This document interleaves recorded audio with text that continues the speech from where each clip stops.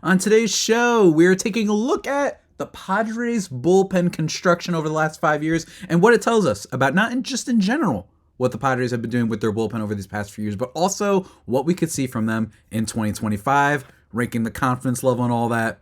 Let's get to it.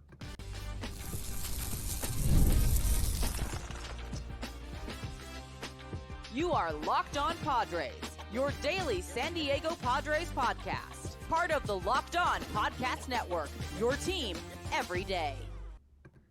Greetings, ladies and gentlemen, and welcome to another edition of the Locked On Padres podcast, which is part of the Locked On Podcast Network, your team every day for Wednesday, March 12th. As always, I'm your host of sometimes, occasionally, but certainly not always the most, Javier Reyes. You can follow me on Twitter /X and Blue Sky at Javipeno, JAVIIPENO, the best handle in the game. Also check out justbaseball.com for my other written work, including the newsletter, and also my other podcast, Baseball versus the World, which has been slowly rolling. We're going to have another episode next week. I'm going to do some fun little predictions. Go check that out. And just follow me on all those platforms, and you'll find anything else you could possibly want with my silly old behind. Today's episode, guys, we are talking about bullpen stuff. And I've been doing this, I don't want to call it a series, but on this podcast, we've been doing kind of breakdowns of kind of each degree, each kind of facet of the Padres, right? Not like literally the entire team, but we looked at the back end of rotations over the past 5 years, right? And one of the things we concluded was that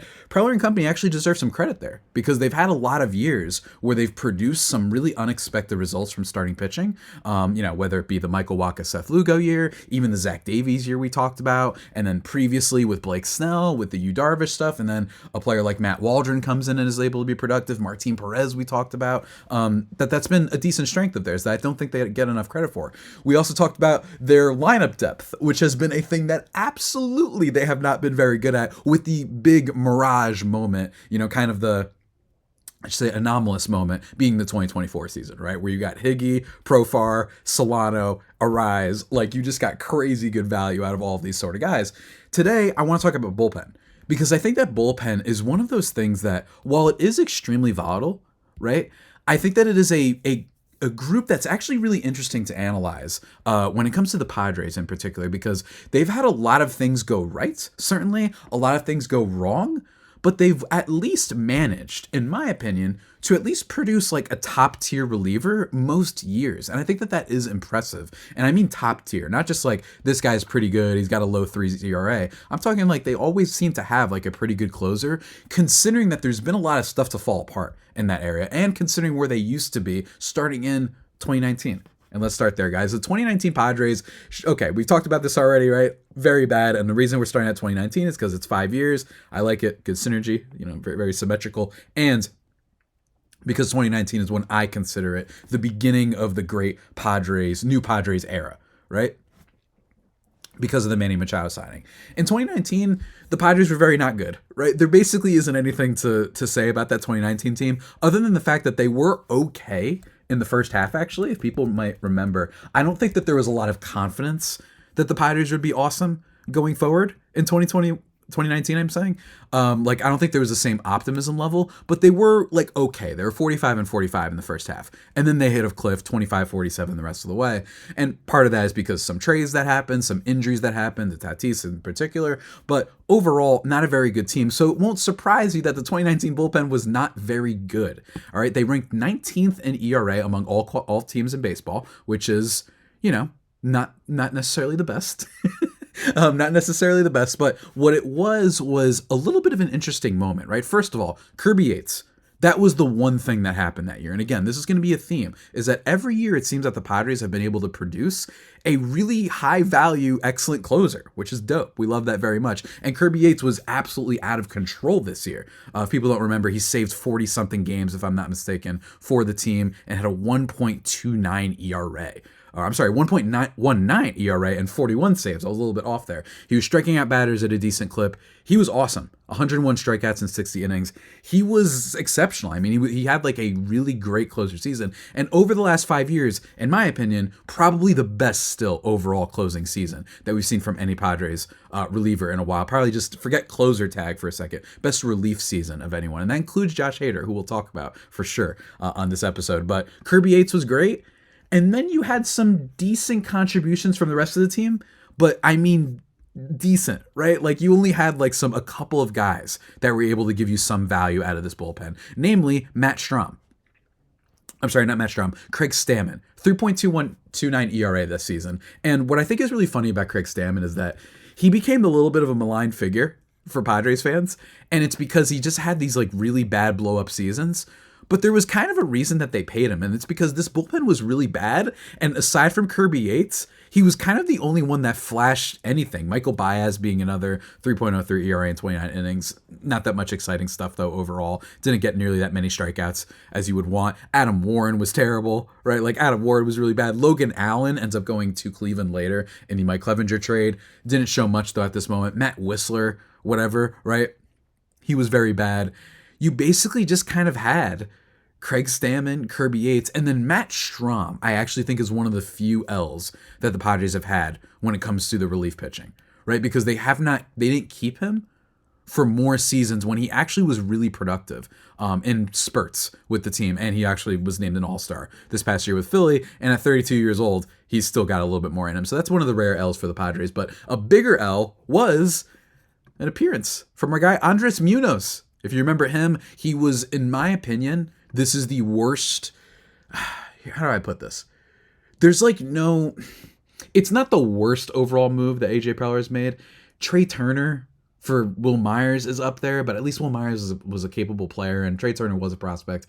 You could say Eric Hosmer obviously could be the worst move. Xander Bogaerts was still seeing how that pans out, but the trade for Austin Nola to give up Andres Munoz and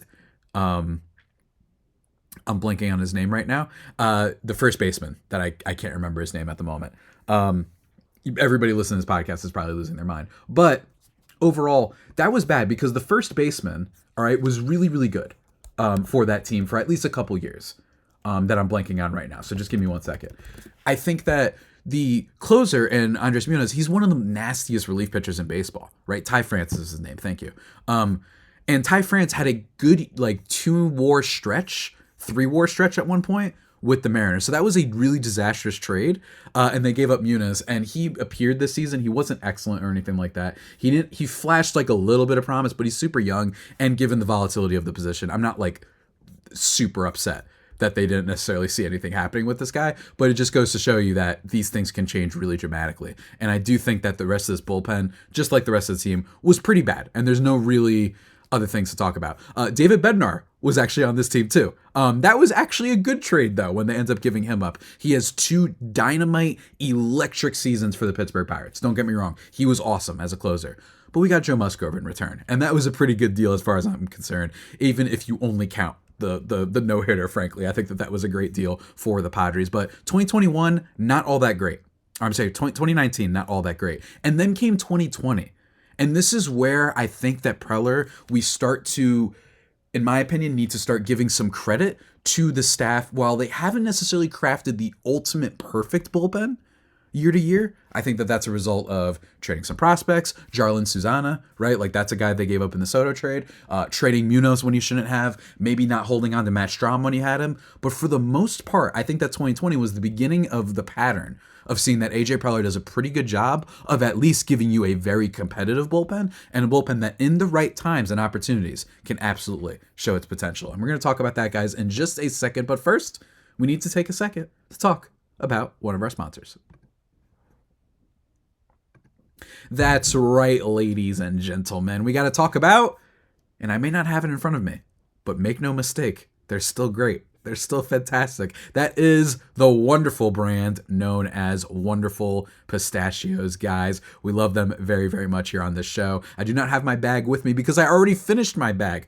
Well, like 2 days ago. And I haven't read about them since. But they're really, really good. That's how much I like them that we finished the bag, and I already want to get another pack. It is both delicious and nutritious. Let me tell you, get a good source of protein with these bad boys. It's one of the highest protein nuts. Each 1 ounce serving has 6 grams of protein, giving you over 10% of your daily value. Plus, they're packed with fiber and better for you unsaturated fats to help keep you, dear listener/viewer, healthier and feeling fuller longer. I like the no shells variety as well. Perfect like little grab and go snack for you. They've got a couple different flavors. Add a little bit more spice if need be. And also like cracking them. It's just satisfying to do that and whatnot. So everybody go check it out. Whether you're running between meetings or dropping off the kids, Wonderful Pistachios are the snack that works as hard as you do. Get snackin' and get crackin' with the snack that packs a protein punch. Visit wonderfulpistachios.com to learn more. Go check it out.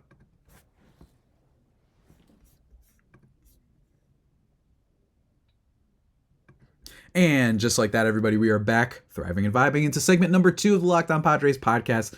Your first listen every day. Follow me on Twitter /X and Blue Sky and all those good places. Let's talk about 2021. Or why do I keep saying 2021? What is wrong with me right now? 2020 for the Padres. Shortened season, so there's not as much to discuss here as I think we have in the previous videos in this little mini series I've been doing. But here's the one theme here, is that this team finished pretty good. They actually improved in their ERA. Granted, it is a smaller sample size, right? To 14th, the 14th best in Major League Baseball compared to the 19th last year. They're in the top half. And considering that, Kirby Yates got blown up this season. It's shortened season, but still, I think it's impressive that they had some options. Yates gets blown up for basically 4 1/3 innings, and then he's done for the rest of the season after his 2019. So you notice that, and you're like, oh my God, the Padres are in trouble. Right? Like, they lost a reliever that was worth like 3 wins above replacement. That's crazy by reliever standards, right? And what happens? They brought in someone good. They made a big investment in Drew Pomeranz, and it turned out to work really, really well, right? With him putting up a 1.45 ERA, and they also found Pierce Johnson with a 2.70 ERA. And while his ERA wasn't as great, Tim Hill started to showcase a little bit of a specialist role and was decent against certain batters, right? Like, that was really good about him. And then Matt Strahm bounced back in a big time with a 2.61 ERA. And then they also brought in AJ Preller, right? He struggled a little bit, but it was exciting to kind of see him, come in for the first time. And then Trevor Rosenthal comes in, and that was a great move. He was the top closer on the market in 2020, and it worked. He didn't give up a single run in his Padres tenure. He was awesome, and he was just throwing lightning bolt after lightning bolt, getting tons of strikeouts for this Padres team. And it was just electric to watch. Like, I couldn't lie. And he was also very fun. I don't know if people remember that on Twitter. He was kind of like a Padres Twitter superstar, the way he was tweeting. It was very odd. But in just the 10 innings, he had 17 strikeouts,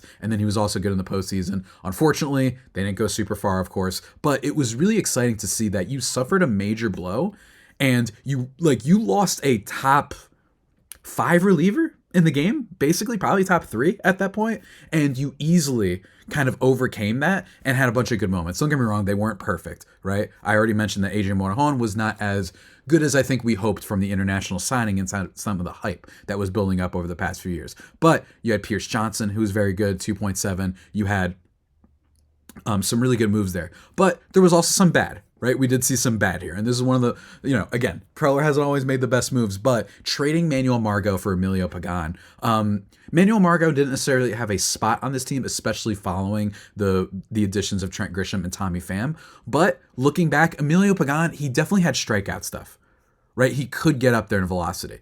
He had 23 strikeouts in 22 innings. And at first, he was really good with that. He had a high velocity fastball. He was able to do that, but he gave up way too many home runs. Preller unfortunately fell for the trap. That was, in my opinion, once upon a time, the Rays were a team that really scared you. With like, oh no, the Rays just made a trade for a guy who had a really great season. I bet you they know what they're doing and they're selling high. And at this point in time, that was very true. So it was a bad trade. It didn't kill them or anything like that, but very not good. That was probably the biggest miss, I think, from this season would be that. But all in all, the improvement, considering the loss of Kirby Yates, I think it was really cool. And then considering all of that, 2021, finally, I'm going to get the year right, I think was even more interesting. Because this was, in my opinion, when the Padres said, you know what, we got to go out there, we got to make some improvements, and they did. Now, the overall ERA on the team wasn't as great. Now, that's because the entire team fell off in the second half. So the placement that they ended up with, right, might be a little bit, oh, no, it wasn't actually. They finished with the 5th best ERA among pens in all of baseball. And a big part of that was the ingenious addition of one Sir Mark Melancon. Do you guys remember the Shark? We love the Shark, right? 2.23 ERA. He had 39 saves, and he didn't even get all that many strikeouts. 59 strikeouts in 64 innings. He wasn't good at inducing swing and misses, but what he was good at is producing weak hit contact, and he had been doing that for a while, and it turned out to be right. The other move they could have done was signing Trevor Rosenthal, which the A's unfortunately did, and he immediately gets hurt and is a mess. And I say it's unfortunate for the A's because the signing that they gave for Trevor Rosenthal, it's like, we only get that much money, so this player needs to be a hit, and he didn't. Instead, they went the cheaper route, and they went with Melancon, and it turned out great. 2.23 ERA, like I mentioned. Craig Stammen, another good season from him. Now, he wasn't so great in the bubble season, right? Or not bubble season. Was it bubble season? I guess we could call it that a little bit. I know that that's what the terminology we use for the NBA, but you get my point. 5.63 ERA in 2020, bounced back in a big way. While not always the best in high leverage situations, Stammen had a 3.06 ERA this year. I really think that he deserves more credit for being fine. This could be a Twitter thing, right? This could be my respective sphere of Padres grouping fandom, right, that I might just be getting it a little bit wrong, but I do feel like he got slandered a lot, and he was okay. Now, they expected him to be better, but I think they got a little bit bullish on him being one of the only good relievers maybe in 2019, that they were like, all right, this is one of those guys we need to keep. So that's what happened with him. He had a bounce back season, but that is not all, ladies and gentlemen. We also saw Tim Hill improved, especially against lefties this season. Again, the ERA isn't totally there. He can get hit up at the wrong time, but hitters only hit lefties, specifically only hit 210 against him. He was a good specialist. Just because a reliever has like a high ERA or not a super low ERA doesn't mean they're useless. Sometimes guys are just used depending on the situation they're in because they're not playing every day, right? So that's okay. And we saw a pretty decent season from Tim Hill, all things considered. 3.62 ERA was very, very good. This was also the really funny Austin Adams season. Do you guys remember this? Austin Adams was actually pretty good at like getting some decent swings and misses sometimes. Like, I'm not even just making that up. It's actually really funny. Like, that he actually had a lot of strikeouts. 76 strikeouts, in fact, in 52 and 2/3 innings. Like, Austin Adams was all right, but he had a 4.10 ERA. Why is that? Well, it's because Austin Adams literally broke. Again, 2021 was hilarious in some ways. It was sad to watch, but it was also really funny.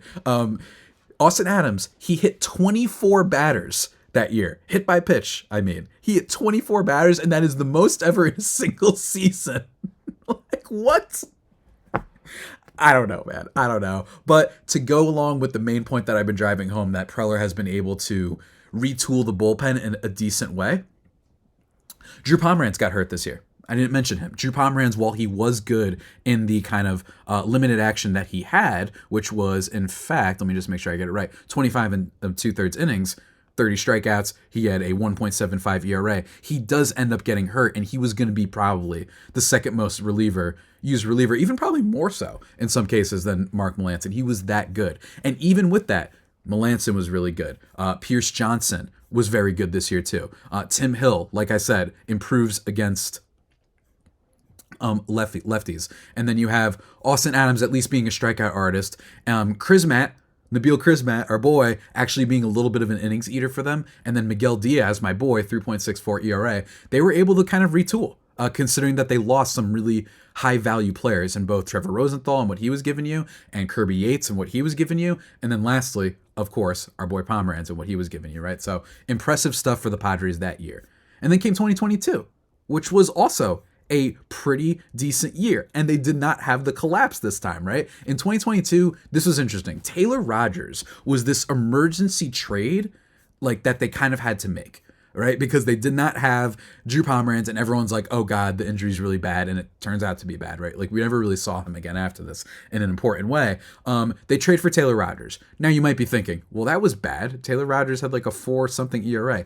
But in the beginning, considering that it was clearly like this emergency trade because they didn't really have a closer just yet, it actually worked. And they went with, instead of spending the money on a Melancon or a high-value reliever, they kind of spent that money and divided it between Robert Suarez and Luis Garcia. Firstly, let me just say, though, Taylor Rogers filled in before those two ended up finding their stride, right? 2.7 ERA from March through May. So people might forget that. He did start falling off, but he was really, really good for a period, and that period kept them afloat while they were struggling. Tim Hill, also solid again. You got the emergence of Mr. Steven Wilson and his sweeper. Didn't last for too long, but he was still pretty good. Nabil Krismat, 2.94 ERA, again being a guy that could come in and just fill innings. It was really weird why he was so effective for 2 years. And then, of course, like I said, Robert Suarez and Luis Garcia. Luis Garcia, 3.39 ERA. He was solid, and at points, I was almost convinced he should be the closer. I'm not even kidding. There were points. But then the emergence of one Sir Robert Suarez is what really, really helped this team in a big time way. It was his breakout. They basically, like I said, chose him and Garcia over keeping a player like Mark Melancon or even signing another big time reliever. They also signed Nick Martinez, who was like a sort of occasional starter.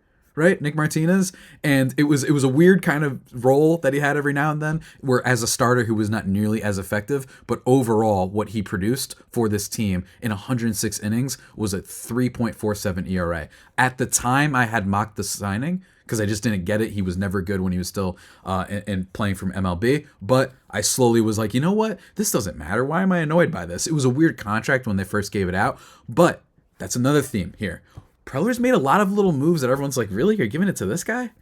Really? You're gonna trust Robert Suarez and Nick Martinez and Luis Garcia? That's gonna be what you're doing? And guess what? Nick Martinez ends up getting paid even more by the Reds later on. He ends up being a very good player. And I think he deserves credit for that. AJ Preller and company, right?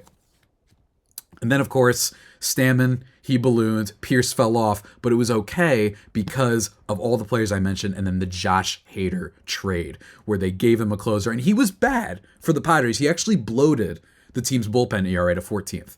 Right? If not for that, if he was just what he usually was, then it would have been excellent. But he did kind of inflate the ERA a bunch. And that was annoying. It was really, really annoying. And that wouldn't be the last time that Josh Hader would be annoying. And we got to talk about that and then talk about what I'm feeling about the team for 2025. But first, ladies and gentlemen, we got to take another break to talk about another one of our sponsors.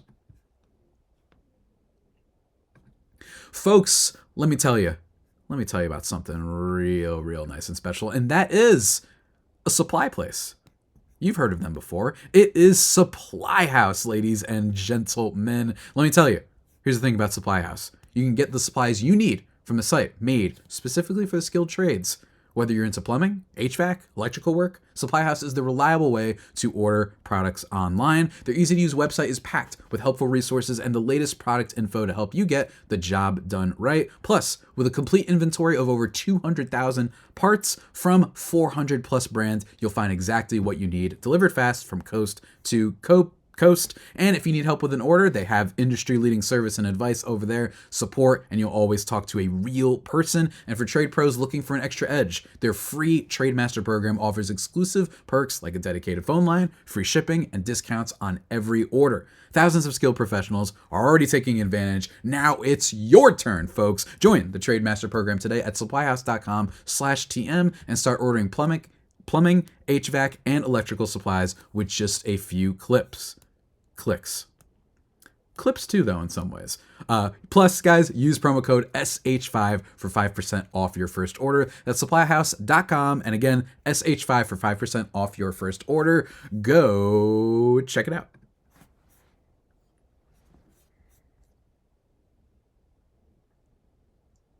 And just like that, everybody, we are back thriving and vibing into the final segment of this podcast, guys. We got 2 more years to discuss, so let's keep it moving. Now, with 2022, I also want to end. Josh Hader was a nightmare for the Padres for whatever reason. Like I said, it bloated the ERA, but he was good in the postseason, so it turns out being good. And I was actually really worried when that trade first happened. I was like, oh no, is this going to be another thing like the Emilio Pagan move, where Preller bought a little bit too high on Josh Hader, and that the Brewers, smart team, actually made like the right decision, and they saw, you know what, he's having a bad season, we know this guy isn't going to be any good. Turns out the Brewers were wrong, and they're just what they always have been, a team that doesn't try. So 2023 comes around. This is a nightmare season for a bunch of reasons, right? Like this was a really nightmare season, but the bullpen was pretty good. They finished 10th in ERA. I will say, though, a little bit misleading because the bullpen this year was not as good in high leverage situations, with the exception of one sure Josh Hader, who was incredible next to Kirby Yates, probably the best relief pitching season from any player over the last 5 years, right?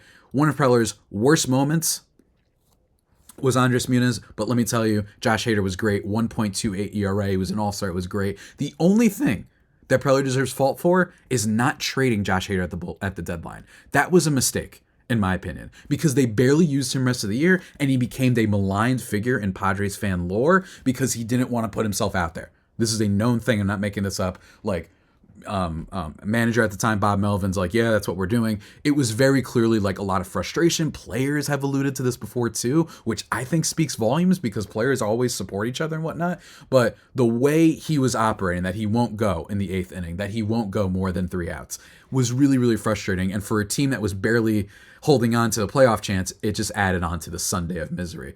Overall, though, Martinez was good again, 3.43 ERA. Luis Garcia was horrible in high leverage, even though he had an okay season. Steven Wilson in high leverage. Brent Honeywell in high leverage. Tim Hill, 5.48 ERA. He fell off. And even Robert Suarez regressed into a 4.23 ERA despite his breakout season. And in fact, you had a decent stretch with like the new Chrismat, let's say, with Pedro Avila, 3.22 ERA, and then Ryan Weathers was a disaster class. Started off okay at points, then 6.25 ERA. It's kind of wild. This isn't the only reason the team was bad, but I must emphasize that 10th ERA mark, unlike the other seasons we've mentioned so far, very misleading. This team was horrible in high leverage. Every single time they had a lead, you never felt like they were going to get nailed down the job, right? But whenever they were up by 5, everyone was just nails. And that was really frustrating about the team, especially if you followed them back then. Really, really annoying. And an annoying season because they also had literally the best starting pitching ERA in the sport. This is why I said Preller deserves more credit at building out the back of the rotation. Thanks to Lugo, thanks to Blake Snell and his Cy Young season. Thanks to Joe Musgrove having a good campaign. The only one who was really kind of was Yu Darvish, 4.5 ERA. He was the only one who was messy, and it was just because he was hurt. But otherwise, Waka, Lugo, Snell, Musgrove, and even at times, right, when Nick Martinez came in to be a starter, he was okay, right? So disappointing season. It's amazing how much they could have just been good as long as they just stepped up. It's amazing. It's amazing like how bad they were. Literally any time you needed them to win. Least clutch team that I've seen in baseball, literally in my lifetime, and the stats back it up.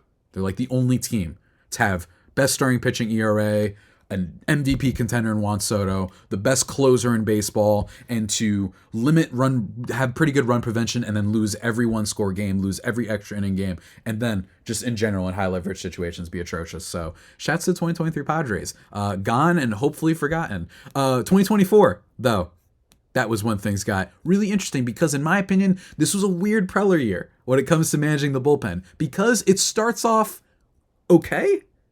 No, it starts off great, actually, with Robert Suarez having a bounce-back campaign. He was radical, man. He was striking out guys. He just went fastball, and maybe a little bit of changeup. He was great. He was a bounce-back and absolutely filled the shoes that they needed him to fill, which was the closer role, right? Especially with all these guys gone, specifically Josh Hader. This is why they made the investment. They were like, Josh Hader's going to cost too much, so we're going to extend Robert Suarez, and he's going to be our closer for the next few years. That's what we're going to do. It turned out that it worked in 2024. He was awesome. And it started off good with Enyel De Los Santos and Yuki Matsui, right? They actually traded Enyel De Los Santos. They traded for him. They gave up Scott Barlow and saved some money there. And then they brought in Santos, who actually had some pretty decent numbers. And he started off great. Wani Peralta started off great. And he ended okay. 3.99 ERA, but still meh considering the deal. And Yuki Matsui also started off great. I remember the first month of Padres relief pitching. It was keeping them in games, right? Considering that they were a little bit weird offensively, not bad, but they were like a little bit odd, especially in the first half of last season, as people may know. Some guys still finding their footing. Luis Campuzano was a mess. Manny Machado was still recovering from his injury. Tatis was a little bit impatient at the plate. Bogarts was a mess, etc., etc.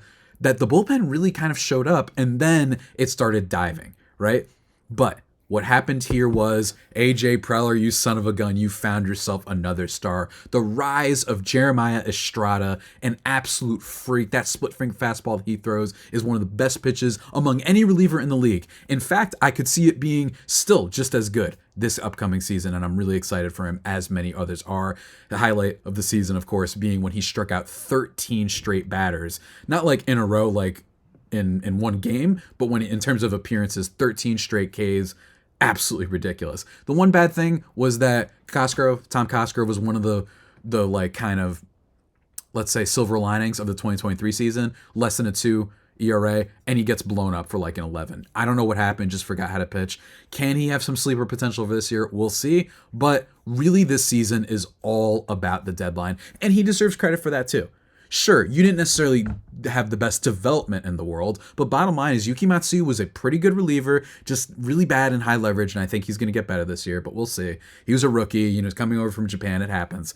But it was Robert Suarez bouncing back, it was the Jeremiah Estrada promotion being amazing, and then it was, of course, all the stuff they did at the deadline with Jason Adam, Tanner Scott, and Brian Hoeing. They finished with the 11th best ERA among bullpens in baseball, but that is not telling you the full story. When they made those additions, this team went, in my opinion, had probably one of the 5 best bullpens in baseball. Almost up there with the Dodgers, perhaps even better in some ways, because I think the closing situation was a little bit better for the Padres. But that's just me. And not to mention, the Dodgers also made some improvements when they added Michael Kopech. Before that, though, let me tell you, man, that Padres bullpen was ice.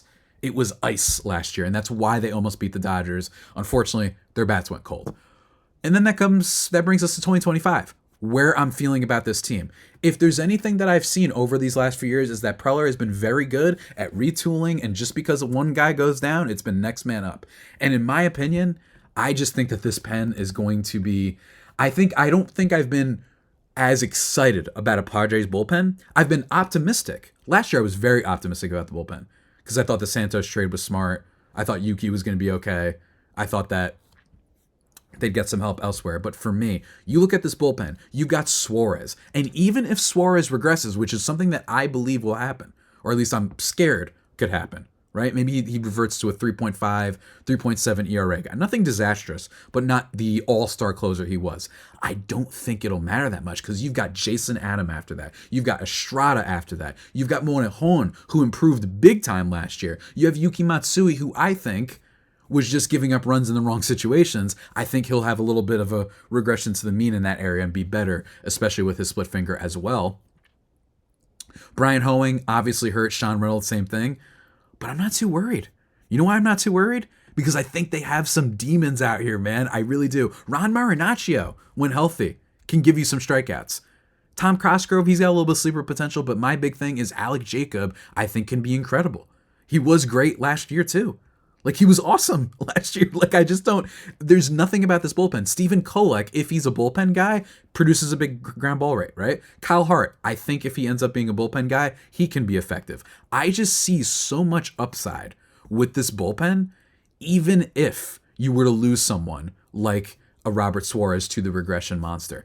I think that this has the chance to be a legitimate, like, top 10 unit. And if everything goes right, i.e. if Sean Reynolds comes back and is really good, if Alec Jacob is as good as we think, if Estrada and Yuki and company all improve to the way that I think they're going to, I think this bullpen's money. There's at least like 5 or 6 guys that I'm always trusting to go into the game. And that's usually the formula for success. I'm trusting Yuki. I know everybody's a little bit weird about it. I'm trusting Yuki. I reasonably trust Suarez. I've got Jason Adam. I've got Jeremiah Estrada.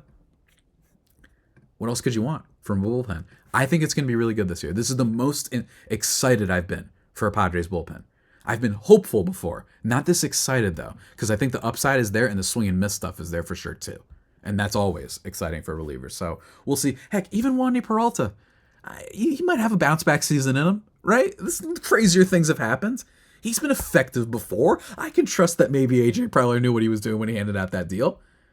But we'll see. And if Brian Hoeing and Sean Reynolds come back at a reasonable time, those are just 2 more soldiers you can throw in there and be really excited about them. I think this bullpen's going to be great. I really do.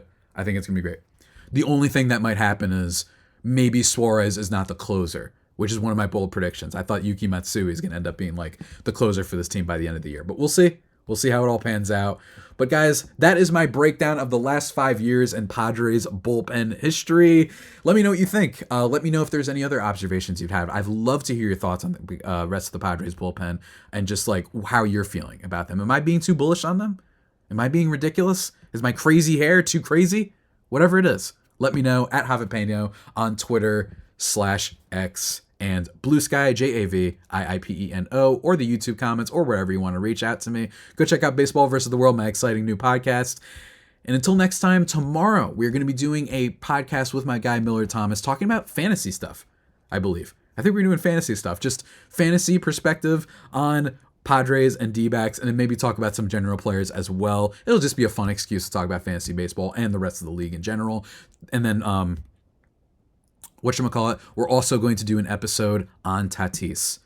Because why not? I haven't talked about my boy that much. Sure, it's boring to be like, I think he's going to be great. I'm going to talk about why, including some things about why he has a new swing, it looks like. So we're going to talk about that on Friday's podcast, guys. But until that next time, stay safe and, of course, stay faithful. My Friar Faithful homies, take care.